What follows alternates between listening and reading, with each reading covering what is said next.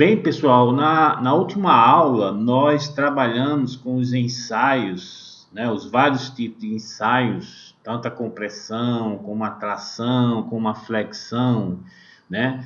De forma que com esses dados vocês começam a trabalhar com a questão de dimensionamento.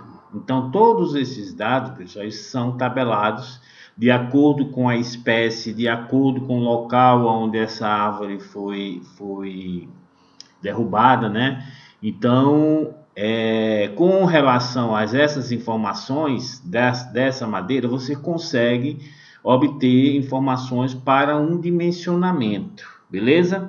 Aqui nós temos uma tabela que está no livro de madeiras, né? E vocês vão perceber o quanto é complicado a gente trabalhar, mesmo sabendo algumas características físicas, mas não sei se essa característica física ela vale para uma árvore que esteja plantada aqui em Roraima, né? Ó, aqui vocês vão prestar atenção que eu tenho a nomenclatura da madeira, né? A visualização está um pouquinho ruim, mas é só a questão de informação. Se for o caso, eu passo essa tabelinha para vocês que estão no livro, né? Ó, uma aroeira do sertão, tem aqui o nome científico dela, né? E ela foi cortada lá de São Joaquim, São Paulo. Será que essa aroeira ela terá a mesma característica do que uma aroeira plantada aqui em Roraima? Que aqui temos também aroeira. Ela é a mesma aroeira lá do sertão, ou seja, os dados, né? Se você for analisar aqui, ó, uma aroeira lá de São Joaquim, em São Paulo, com uma aroeira no norte do estado do Paraná, ela, e sendo a mesma espécie, ó, ela obteve resultados completamente diferentes. E, professor, quer dizer que cada estado tem que ter? Eu acho que não. O que a gente tem que fazer é uma ponderação com relação à questão, sei lá, não sei se é o solo, se é a composição química do solo, os nutrientes. Então, alguma coisa tem a ver com o local onde você extrai essa madeira. Tá entendendo? Então, vamos aqui, ó. Ela foi para o laboratório, tanto a aroeira lá de São Paulo como do Paraná, e ela teve um peso específico, né, pessoal? Esse peso específico ele é calculado com 15% de umidade. Então, todos os corpos de prova têm que estar basicamente com essa umidade para ser calculado o peso específico. Então, nota a diferença bem relativamente grande com relação de São Joaquim como uma relação do Paraná. Beleza? Aí depois vocês vão ter o que? O limite de resistência, o UFC, né? Ó, que é, nesse caso, a compressão axial, ou seja, a madeira lá de São Paulo ela é mais resistente do que a Paraná. E tá aqui, ó, esse resultado é em KGF por centímetro quadrado. Tá entendendo? Aqui a madeira verde. Aí aqui você seca essa madeira, né? Essa madeira aqui, esse corpo de prova, ele foi extraído fazendo o quê? Pegando a madeira e assim que extrai, faz o corpo de prova, você começa já no laboratório a achar esses valores. Depois você pega essa madeira, também faz uma secagem, deve ser em estufa controlada e você determina. Quando chegar em 15% de umidade, aí você vai lá e para o laboratório, note que a madeira seca, ela aumenta a resistência, né? Ela retira a água, então aumenta a resistência. Então é um negócio muito complicado, né? Ó. Aí a flexão estática. Então você tem um limite de resistência que é calculado, o FB, tanto para madeira verde como para madeira com 15% de umidade. Ou seja, colocando no mesmo procedimento, né? O mesmo procedimento você faz para uma para outra e você obtém esses dois valores, né? Ó. E depois você faz o que? O módulo de elasticidade, tanto para a compressão como para a flexão. Perceba, pessoal, que por se tratar de um material ortotrópico, nós estamos trabalhando com duas características físicas diferentes, né? Ó, tanto compressão como a flexão. Para o aço, pessoal, esses dois valores são iguais. Então, o módulo de elasticidade do aço tanto é o mesmo para a compressão como é o mesmo para a flexão. Ah, professor, quer dizer, se eu pegar um aço e comprimir ele com 10 newton, eu vou ter a mesma deformação se eu tracionar com 10 newton. Exatamente.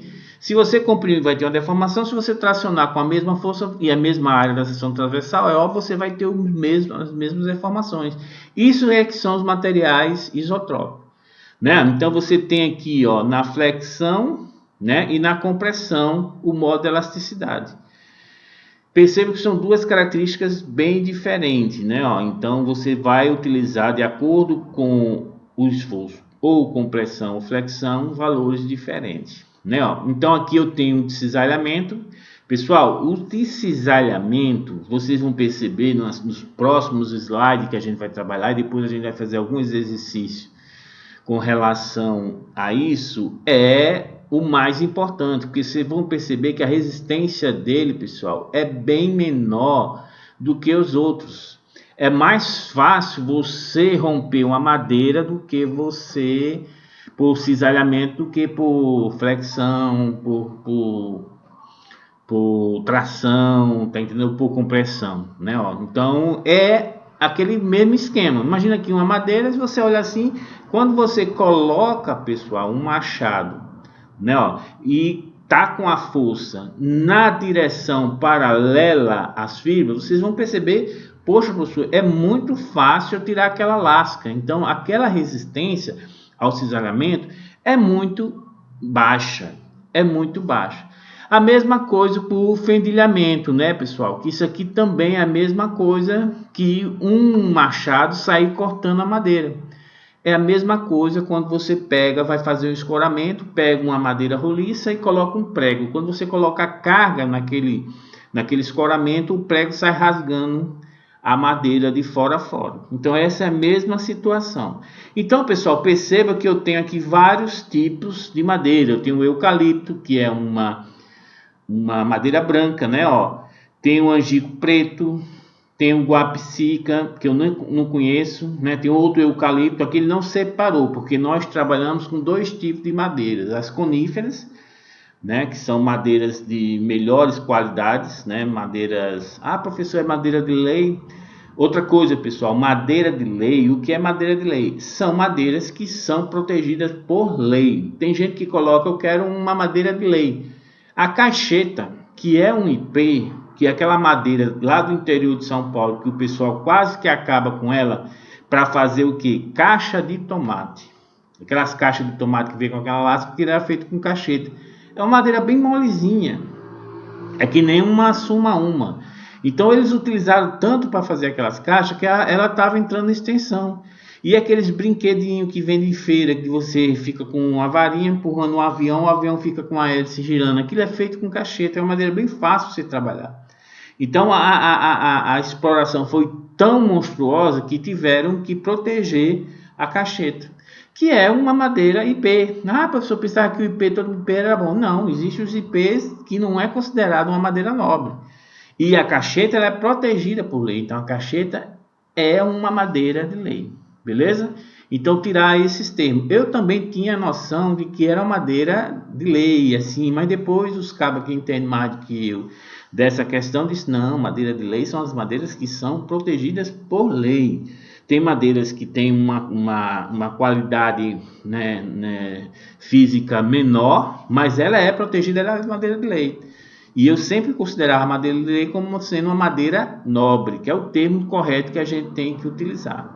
Beleza? Então aqui, pessoal, no livro eu tenho muitos tipos de madeira e suas respectivas características físicas.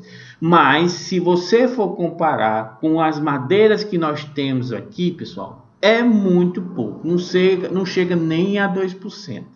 Então tem muita coisa para fazer para você ter uma análise com relação a essa característica que tem que ser testada em laboratório, como nós vimos, vou até voltar os slides aqui, ó,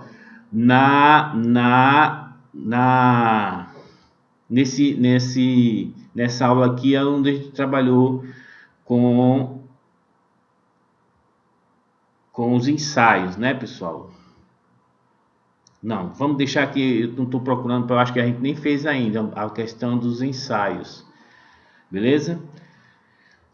Então aqui nós temos os resultados desses ensaios. Aqui é que a gente vai trabalhar com os ensaios, pessoal. Aqui nós temos os ensaios de algumas tipo de ligações, né, de peças, né, que vocês têm como utilizar na vida prática. Então aqui você tem um corpo de prova com a peça colada. A cola ela é bastante utilizada, pessoal, bastante mesmo. Existe uma questão de facilidade de colagem de madeira, porque a cola ela é como se penetrasse na madeira, a madeira como se chupasse aquela cola. Então tem aquela interface entre aquele filme de cola e a peça de madeira que é muito interessante. Mas muita gente tem um preconceito com relação à cola. Então, uma forma que vocês vão ter que perceber quando vão ter que colar uma peça com outra de madeira é que a cola ela tem uma excelente resistência ao cisalhamento. Perceba, pessoal, que quando você faz esse corpo de prova, cola com duas peças aqui, ó, essa peça cola embaixo dessa peça que cola aqui em cima.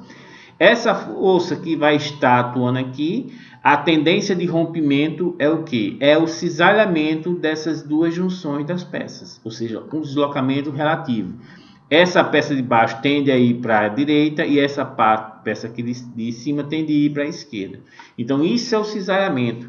Aí você tem uma excelente resistência nesse caso. Você pode até ver aqui no gráfico. Ó. Aqui você tem o gráfico força pela deformação. E você começa a colocar carga, pessoal, começa a colocar carga. Quando chega aqui, ó, ocorre uma ruptura. Ou seja, a peça, né? Uma desvantagem de você estar trabalhando com cola é a questão de que, professor, estou vendo que a ruptura aqui ocorreu de forma abrupta, ou seja, ele não avisou. Isso é uma dificuldade para vocês trabalharem com madeira colada, porque ocorre uma ruptura sem o aviso, né? Ó, por isso que a gente é sempre bom trabalhar com um material que a gente considera como sendo elástico, porque ele se deforma. Significa dizer que ele se deformando vai romper? Não, ele vai se deformar e fica avisando para você, olha, estou me deformando muito, tome cuidado. Aí nisso aí, pessoal, o que acontece? Você tem tempo de fazer o quê? Ou escora a estrutura de forma que ela pare de trabalhar, né? E faz um reforço, né? Ó. E você pode até substituir algum parâmetro que você mencionou, como a área da seção transversal, a área de cisalhamento, para que essa deformação ela reduza. Tá entendendo? Então, por isso que é interessante você trabalhar com material elástico. Já o material plástico não, é como ocorre aqui. O material dúctil, agora o material elástico, beleza, ele transforma, né? Já o material frágil, o material elástico, pessoal, é um material dúctil, ele tem uma capacidade de deformar muito boa, e isso é muito interessante para a gente mencionar.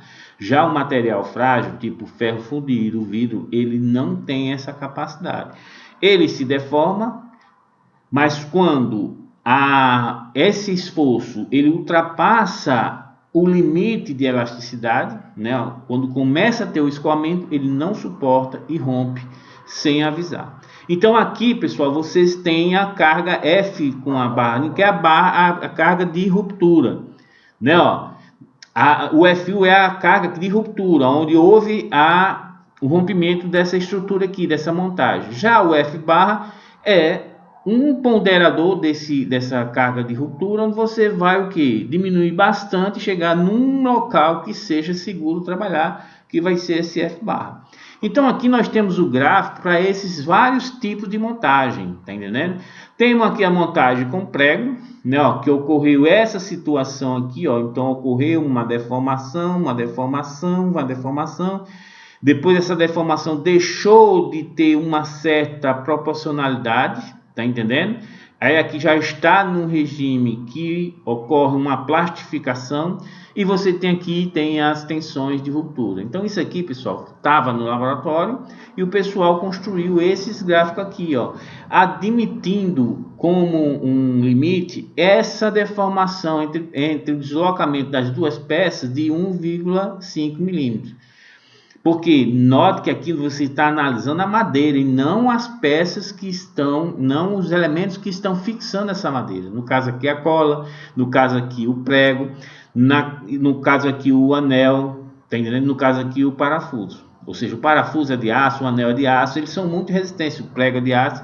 Então não estou levando em consideração o prego, porque eu já sei tudo dele. O prego, como é um elemento elástico, eu já sei a tensão de escoamento dele. Se eu quiser saber o cisalhamento, é só pegar essa tensão e dividir a metade. Eu posso até colocar um valor diferente, mas o prego em si, ele fica, ele já está todo estudado, beleza. O que está faltando é esse tipo de conexão, onde você vai achar sempre quem, pessoal? O F barrinha, né? Ó. E todos esses experimentos, você chegou numa tensão de ruptura, ou seja, isso aqui se rompeu e beleza. E você também levou em consideração que todas essas peças são perfeitas. Ela não tem nenhum nó, não tem nenhuma patologia. É tudo bem bonitinho. Então, o que a gente vai trabalhar com relação à madeira. Obviamente que quando você tem isso aqui, professor, com a peça perfeita, a madeira perfeita, rompeu.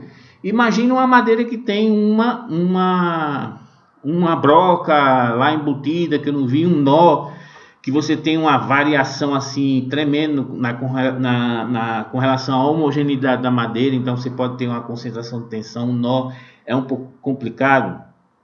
Por isso que a gente pega essa tensão última, que é de rompimento, multiplica por um ponderador menor do que 1 e ele vai ser trabalhado com esse F barra, que é a tensão admissível, né? Então todos esses casos foram construídos esses gráficos e vocês vão ter a situação do gráfico até chegar na ruptura, beleza? Então, pessoal, todos esses exemplos de tipo de ligações foram feitos com os mesmos padrões de peças, tá entendendo? E nisso, né, vocês vão obter o admissível, né? Que você vai levar os seguintes valores em consideração, os seguintes valores, ó, menor dos seguintes valores. Ou seja, para todos esses exemplos aqui, você vai pegar 50% do limite de proporcionalidade experimental. Ou seja, quando isso aqui tiver reto, tá entendendo, ó? Beleza? Aí quando deixar de ser proporcional, começar a fazer uma curvinha, por exemplo, aqui vai ter uma situação que é reta aqui, ó, tá vendo? Ó? Começar a fazer uma curvinha, aí você pega esse limite de proporcionalidade e diz que é 50% dele. Beleza? Aí você tem um valor de uma tensão admissível. Beleza? 20% da resistência à ruptura experimental. Beleza? Ou seja, você vai chegar na tensão que você rompeu o material. Tá entendendo? Aí você vai pegar 20% dessa ruptura. Ou seja, se eu peguei e verifiquei que essa situação se rompia com 100 kg, 100 kgf, ou seja, como se fosse relativa a 100 kg, eu vou pegar 20%, que é quanto? 20 kg. Então, isso aqui vai ter uma tensão admissível de 20 kg. Isso tudo, pessoal, é em prol da segurança, né? Eu quero que não ocorra um colapso, né? A estrutura venha a ruir, tá entendendo? Então eu já tenho dois valores: 50% do limite de proporcionalidade experimental, ou seja, quando a reta deixa de ser bem linear aqui, começa a fazer essa curvinha, eu vou pegar 50% desse valor, ok? 20% da resistência de ruptura experimental, ok? E um outro limitante, pessoal, vai ser o esforço correspondente a um deslocamento relativo de 1,5 entre as peças ligadas. Então, nesses experimentos aqui, você vai obter esses três valores. E o que vai seguir vai ser o quê? O menor deles. Entendido, pessoal? Então, isso aqui é uma situação bem interessante para vocês determinarem, ou seja, para as pessoas que determinaram aquelas características físicas desse material. Então, sempre levando em consideração essa situação. Beleza? Você tendo essas tensões admissíveis, ou seja, a carga admissível, né? Isso aqui é a carga. Quando você divide pela área, você tem o que? As tensões. Então, você tendo essas tensões admissíveis, você vai conseguir fazer todo o dimensionamento que a gente vai fazer exercício com relação a isso aí. Beleza? Pronto. Uma das formas de conexões, pessoal, é os pregos, né? Então vocês têm os pregos a francesa, né, e a portuguesa. Então aqui vocês têm isso no livro, pessoal, está em escala, ou seja, se você pegar esse prego e colocar aqui em cima, no livro está o mesmo tamanho, né? Ó, mas o interessante é vocês saber essas notações do prego. Então, se eu quero um prego, por exemplo, francês, o que muda aqui é apenas essa cabecinha aqui, pessoal, mas é a mesma coisa.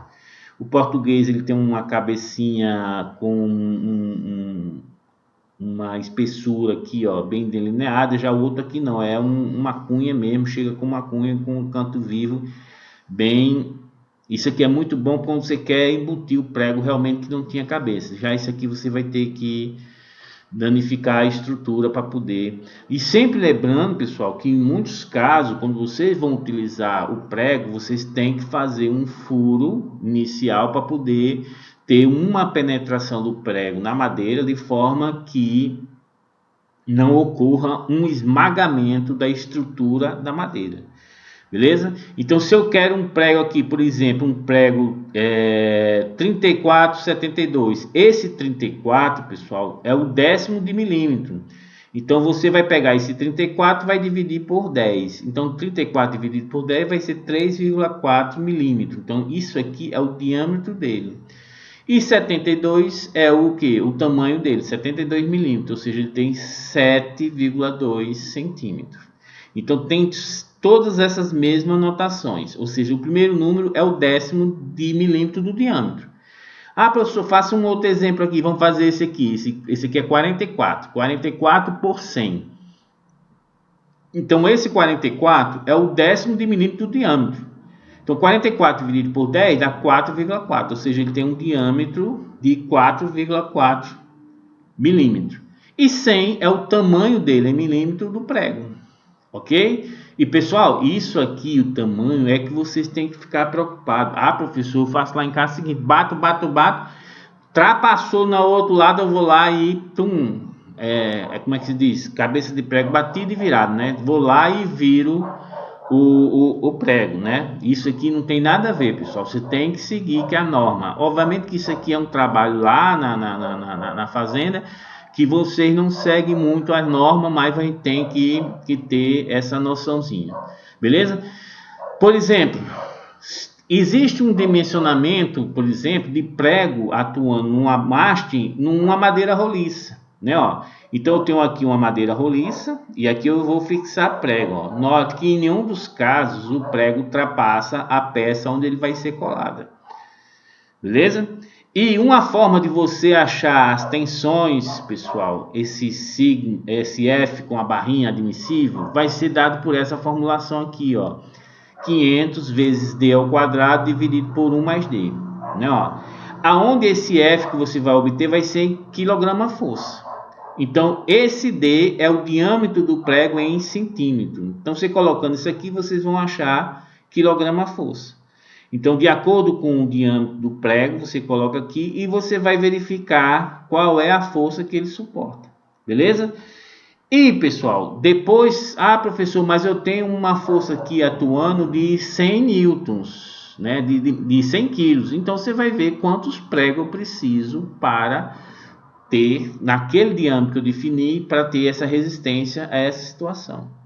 Né, ó. Então note que a norma, isso aqui é até uma norma alemã, né? Os alemães têm muita coisa com relação à madeira, né? Que de acordo com o diâmetro do prego que você consegue analisar, você consegue admitir a força admissível para aquela situação. Obviamente que vocês vão pegar isso para um prego e vocês vão analisar para quantos pregos eu preciso para ter aquela resistência. Beleza? Uma outra forma aqui, pessoal, que ficou meio esculhambado, eu vou dar uma parada de aula, vou ajeitar isso aqui e depois a gente retorna para ficar melhor essa situação aqui, pessoal. Então, espero que vocês estejam entendendo, né? Porque eu não analisei aqui, eu estou preparando todas essas aulas de forma que o curso fique bem mais amplo com relação a dimensionamento com madeira, que é um negócio bem simples e de vez em quando vocês precisam muito, principalmente num ambiente rural.